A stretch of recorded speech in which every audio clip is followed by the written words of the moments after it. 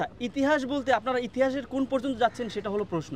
এই বইটাই কিন্তু যে স্বাধীনতার যে পতাকা সেটা ডিজাইন করা হয়েছে এই যে তিতুমির হল যেখানে দেখতে পাচ্ছেন সেই তিতুমির হলে, সেটাও কিন্তু তখনকার নিয়মতান্ত্রিক রাজনীতির ফল। আমরা সেই নিয়মতান্ত্রিক রাজনীতি চাই। বাঁশের কেল্লাতে আমাদের নাম পরিচয় দিয়ে তারপর বলা হচ্ছে যে এরা হলো আবরার ফাহাদের খুনির উত্তরসূরি। বাংলাদেশের একটি one of the best universities in Bangladesh. এখন এই জায়গায় কোনো প্রকার আমরা চাই না। এজন্য আমরা সবসময় এরকম মৌলবাদী অপগোষ্ঠী বা যারা সাম্প্রদায়িক চেতনাকে ব্যবহার করে মানুষের ধর্মীয় অনুভূতিতে আঘাত আনতে চায় তাদের বিরুদ্ধে আমরা সবসময় সোচ্চার। নিয়মতান্ত্রিক রাজনীতি চান কি চান? অবশ্যই আমরা নিয়মতান্ত্রিক রাজনীতি যদি বইটা আসে অবশ্যই সেটা নিয়মতান্ত্রিক রাজনীতি মানে নিয়মতান্ত্রিকই হতে হবে। সেখানে অপরাজনীতি কিংবা পাওয়ার যদি পলিটিক্স আসে সেটার তীব্র বিরোধিতা করি আমরা। যদি পলিটিক্স আসে, যদি নিয়মতান্ত্রিক ছাত্র রাজনীতি হয় তবে তার সাথে আমাদের সমাজ। আপনারা অবস্থান নিচ্ছেন, আপনারা ব্যক্তিগতভাবে কোনো হুমকি টুমকি পেয়েছেন? জি অবশ্যই আমরা ব্যক্তিগতভাবে হুমকি পেয়েছি। আপনারা ইতিমধ্যে দেখবেন যে বাঁশের কেল্লাতে আমাদের নাম পরিচয় দিয়ে তারপর বলা হচ্ছে যে এরা হলো আবরার ফাহাদের খুনির উত্তরসূরি, এবং এইভাবে সেম প্যাটার্নে কিন্তু দীপ ভাইয়ের ক্ষেত্রে বলা হয়েছিল যে তিনি হলো যে তার নামে বলা হয়েছিল তিনি মসজিদের ইমামেরকে হাত দিয়েছেন, যেটি মিথ্যা ছিল, এবং তারপর কিন্তু তার উপরে আক্রমণ হয়। এবং এর আগে দেখছি তন্ময় আহমেদ ভাইয়ের উপরও এইভাবে মিথ্যা আরোপ দিয়ে তাদের উপর আক্রমণ হয়েছে।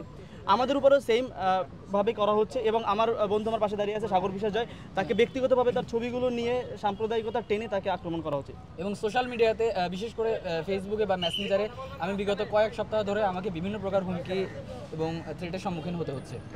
তো এই ঘটনাগুলোর সমাধান আসলে আমরা দাবি করছি। প্রশ্ন সেটা হলো যে আপনারা বলছেন যে নিয়মতান্ত্রিক রাজনীতি চান। আমরা যদি বইটার অতীত ইতিহাসের কথা বলি তাহলে এখানে কখনোই নিয়মতান্ত্রিক যেরকম ছাত্র রাজনীতির কথা আপনারা বলছেন এরকম ছাত্র রাজনীতি তো ছিল না, অতীতে ছিল। তাহলে আপনারা কিরকম